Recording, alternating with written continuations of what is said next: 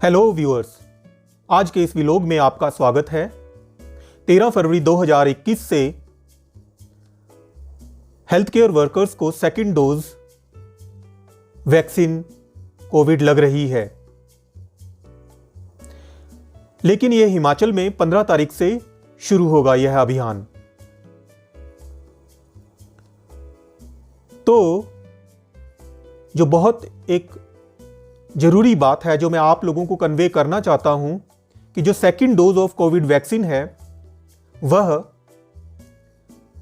पहली डोज के मुकाबले ज्यादा साइड इफेक्ट्स करती है। मुझे लगा कि यदि ऐसा होगा तो जो वैक्सीन के बेनिफिशियरीज हैं वो घबरा ना जाएं। तो इसलिए मुझे इस नॉर्मल फिनोमिना को पहले ही सभी बेनिफिशियरीज को अवगत करा देना चाहिए। तो दोस्तों, ऐसा क्यों है कि पहली जो डोज है वह उतना साइड इफेक्ट्स नहीं करती है जितना कि सेकेंड डोज करती है? तो इसको जानते हैं।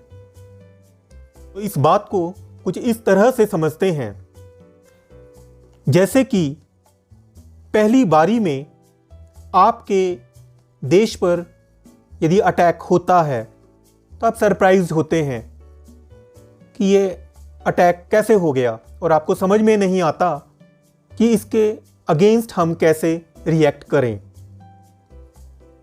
तो आप क्या करते हैं? तो आप अपनी एक आर्मी बिल्ड करते हैं उस दुश्मन से लड़ने के लिए। जब वही एनिमी दोबारा से आप पर अटैक करता है तो आपकी आर्मी पहले से ही तैयार खड़ी है। आपके कमांडोज तैयार खड़े हैं, आपकी एयरफोर्स तैयार खड़ी है, आपकी नेवी तैयार खड़ी है, जो कि उस दुश्मन को ध्यान में रखकर बनाई गई है। तो आप क्या एक्सपेक्ट करते हैं कि जो दूसरा रिस्पॉन्स होगा वो ज़्यादा तेज होगा, धारदार होगा, या पहले वाला नेचुरली दूसरे वाला? तो सेम चीज हमारे वैक्सीनेशन से रिलेटेड है। इसमें भी जब पहली बार वैक्सीन हमारे बॉडी के अंदर जाती है तो बॉडी एक आर्मी ऑफ सेल्स खड़ी करती है। तो दूसरी बारी में जब वैक्सीन हमारे शरीर में जाती है और उसको हमारी जो बॉडी होती है वो as a foreign body treat करती है और रिएक्ट करती है, क्योंकि ऑलरेडी सेल्स अवेलेबल हैं। तो जो इन्फ्लेमेटरी रिस्पॉन्स है, जो साइड इफेक्ट्स हैं, वो पहले से ज्यादा होंगे। तो यही एक कारण है। दूसरी बात जो मैं यहां पर डिस्कस करना चाहता हूं वह यह है कि जो हमारी वैक्सीन के अगेंस्ट जो इम्यून रिस्पॉन्स होता है वो ओल्डर जो पीपल होते हैं उनमें वह कम होता है। इसीलिए जो ओल्डर लोग हैं उनमें कम रिस्पॉन्स आता है, क्योंकि उनका इम्यून सिस्टम जो है वो ओल्ड है, वीक है। अब जो अगली चीज है जो मैं डिस्कस करना चाहता हूं कि दूसरी जो डोज है वह बहुत जरूरी है। क्यों जरूरी है? क्योंकि वो बूस्टर डोज है, जैसा कि उसका नाम ही बताता है। वो जो पहला एक्शन है उसको बूस्ट करती है, उसके बाद ही एक प्रॉपर लेवल ऑफ एंटीबॉडीज आपकी बॉडी में बनते हैं जो कि आपको प्रोटेक्ट कर सकते हैं। सो single dose is not enough. Now जो तीसरी बात मैं बात करना चाहता हूं कि लॉट ऑफ एप्रीहेंशंस हैं लोगों में कि जो वैक्सीन है वो इंपोटेंसी करती है, इनफर्टिलिटी करती है। इस बारे में मैं यह आपको बताना चाहूंगा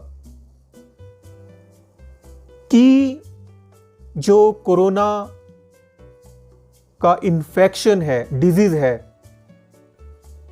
वो ऐसे कुछ हमें सबूत मिले हैं, एविडेंस मिले हैं, वो बताते हैं, वो इशारा करते हैं कि शायद, अभी तक पक्का नहीं हुआ है, कि शायद वह इन्फ्लेमेशन पूरी बॉडी में करके, टेस्टिकल्स में करके